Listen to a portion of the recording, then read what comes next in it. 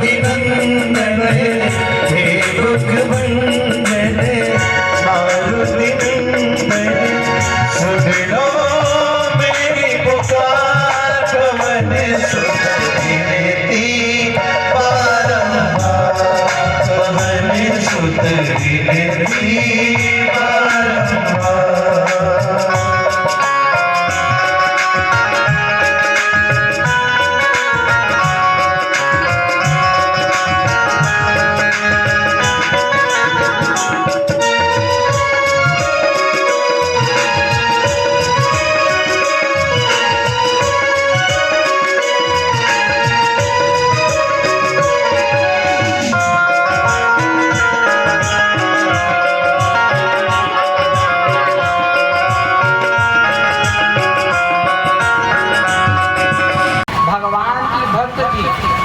पिताजी जो कहते वो बात मानते, पिता के हर बात को धारण करते। एक दिन की घटना, राजा सरियाती अपने सभी मंत्रियों के साथ मिलकर के अपने पुत्री सुकन्या को लेकर के जंगल में गए। जंगल में जाकर विचरण करने लगे। राजा शिकार करने के लिए चले गए। राजा के जितने भी मंत्री थे सब राजा के पीछे पीछे चली गए। और राजा की जो कन्या थी, क्या नाम था उसका? सुकन्या।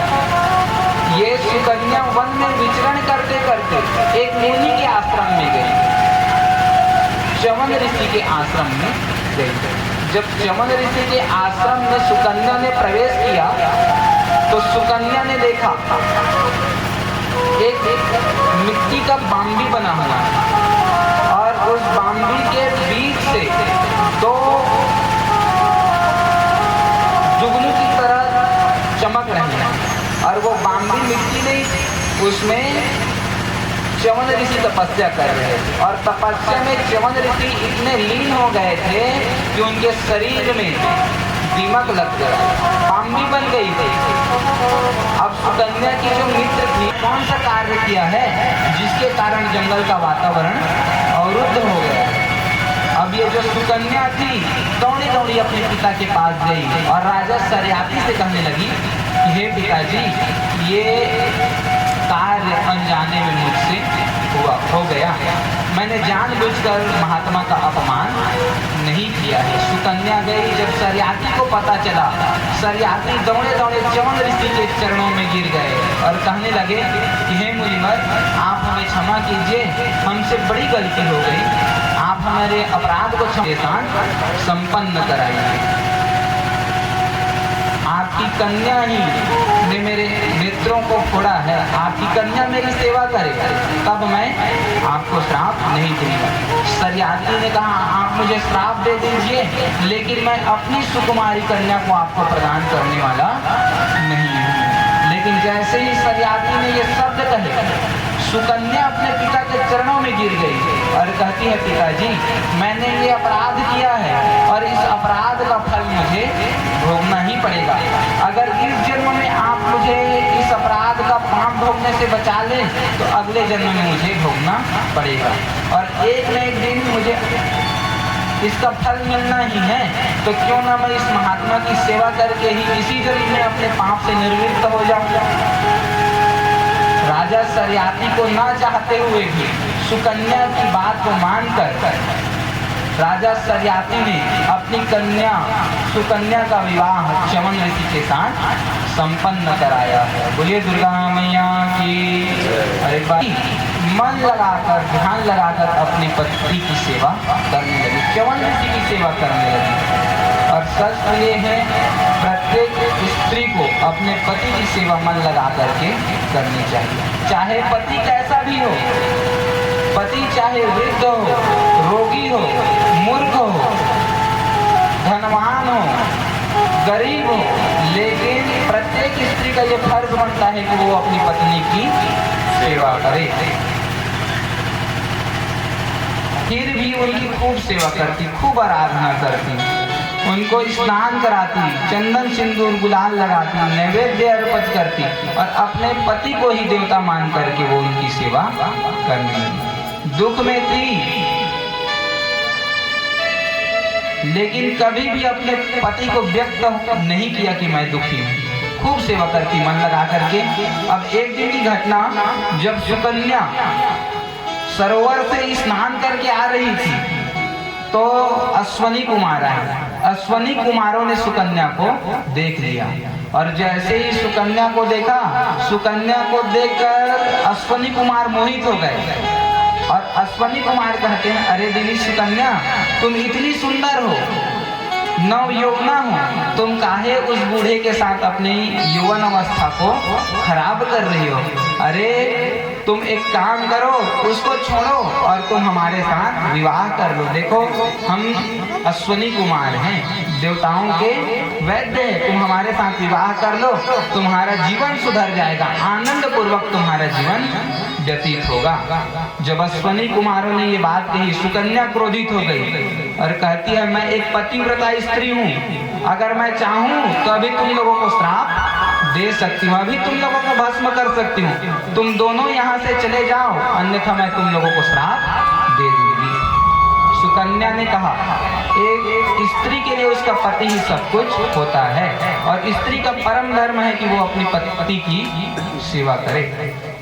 मैं तो सिर्फ अपने पतिदेव की सेवा करूंगी, तुम लोग अगर अभी यहाँ से नहीं गए तो मैं तुम लोगों को श्राप दे दूंगी। अश्वनी कुमार डर गए और अश्वनी कुमार कहते हैं, देवी सुकन्या, हम तुम्हारे सामने एक शर्त रखते हैं। अश्वनी कुमारों ने कहा, सुकन्या, तुम्हारे पति को हम युवा अवस्था पुनः प्राप्त करा सकते हैं, तुम्हारे पति को पुनः युवा अवस्था प्राप्त हो जाएगी, उसके नेत्रों की रोशनी वापस लौट आएगी, लेकिन हमारी एक शर्त है, हम देवताओं के वैद्य हैं, हम एक कुंड बनाएंगे और जब हम उस कुंड में डुबकी लगाएंगे तो आपके पति के साथ साथ हम भी उस कुंड में डुबकी लगाएंगे, लेकिन जैसे ही डुबकी लगा करके हम निकलेंगे तो हम तीनों के तीनों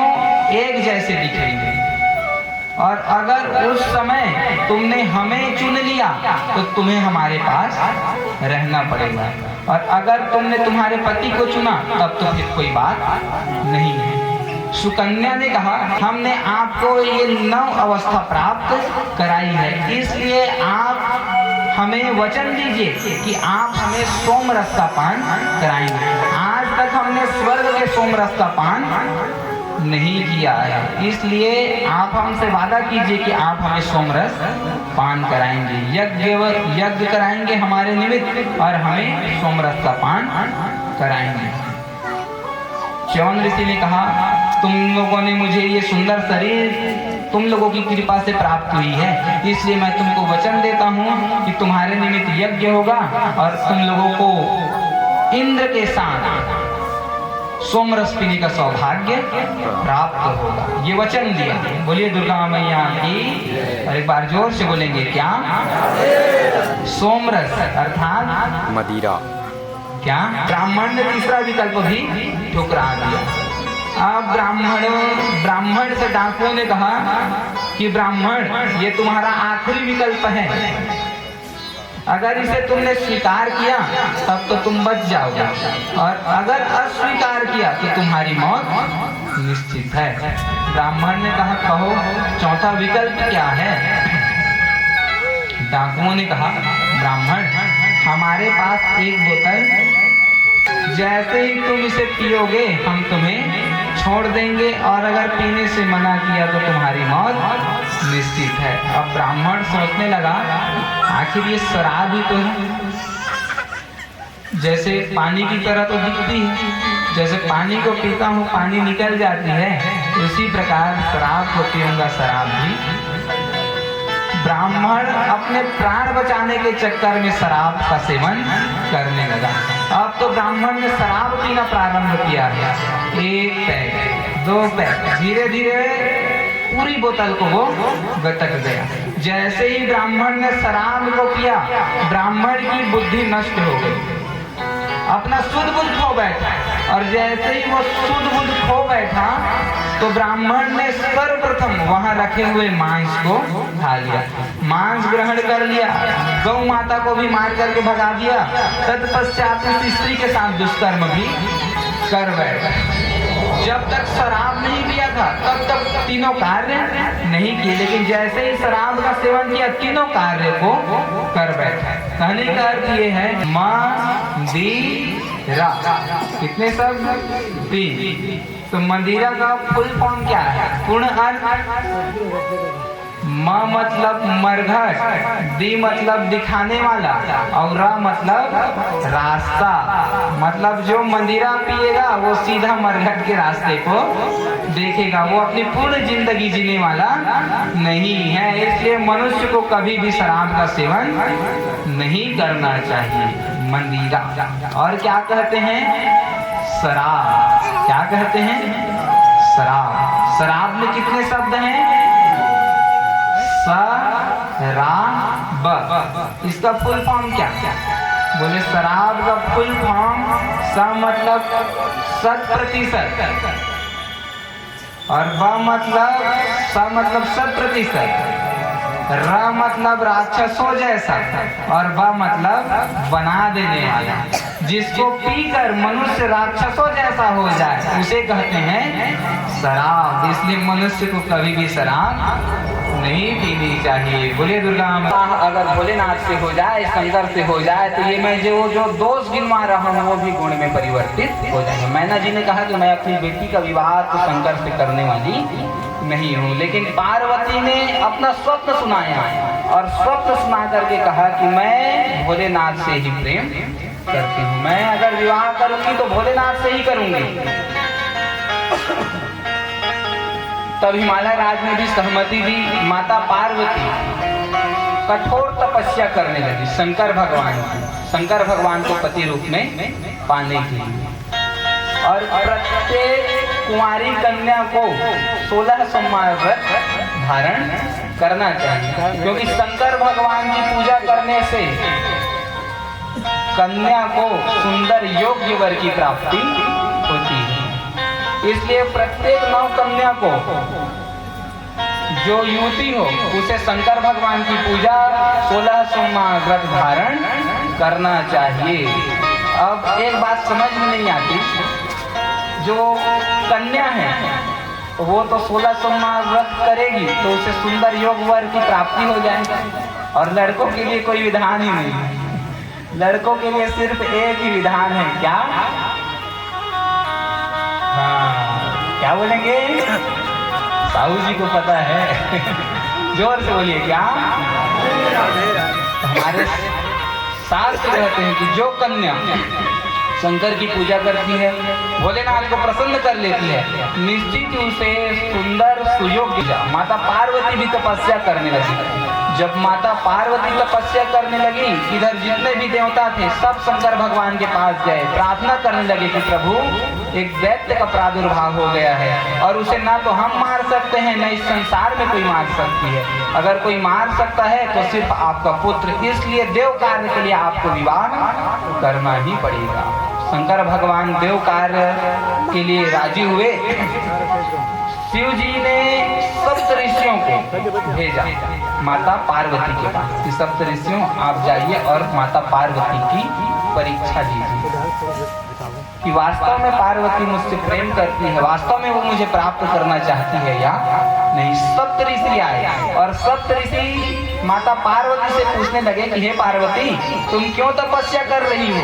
आखिर तुम्हारे तपस्या करने का कारण क्या है? पार्वती ने कहा, मैं शिव को पति रूप में पाने के लिए तपस्या कर रही हूँ। सप्त ऋषियों ने कहा, वो शिव जो दिगंबर रहता है, नग्न घुमा करता है, जो अपने शरीर में भस्म धारण करता है, सर्पों की माला पहनता है, उससे तुम विवाह करोगी? अरे उससे तो कई गुना सुंदर वर तुम्हें प्राप्त हो जाएगा, इतनी तुम सुंदर हो। तुम मेरी बात मानो, तुम विष्णु से विवाह कर दो। पार्वती ने कहा, चाहे मेरे भोलेनाथ कैसे रहें, और मेरे गुरुदेव ने मुझसे कहा है कि तुम्हारा विवाह भोलेनाथ से होगा, इसलिए मैं भोलेनाथ से ही विवाह करूंगी।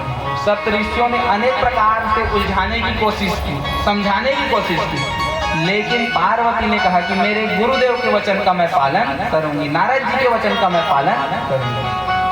सप्त ऋषियों ने कहा अगर तुम गुरु के वचनों का पालन करोगी तो नारद जी के वचन को मानकर आज तक किसी का कल्याण नहीं हुआ है। नारद जी के वचन को मानकर हिरण्यकश्यप चला गया, चित्रकेतु चला गया, सबका नुकसान ही हुआ है। इसलिए तुम अपने गुरु की बात मत मानो, नारद जी की बात को मत मानो। लेकिन सच तो ये है जो मनुष्य एक बार गुरु दीक्षा ले ले उसे कभी भी गुरु के बातों का उपहास नहीं करना चाहिए और प्रत्येक मनुष्य को गुरु के वचनों का पालन करना चाहिए। क्योंकि एक बार हम सच्चे मन से गुरु मंत्र धारण कर लें,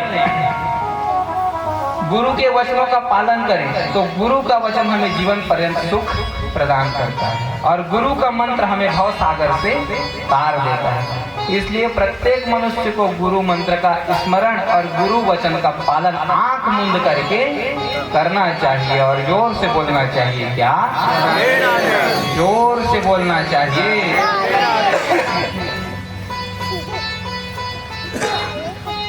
अगर गुरु के वचनों पर हमें विश्वास हो जाए तो भगवान को प्राप्त करने में किसी प्रकार की देरी नहीं है।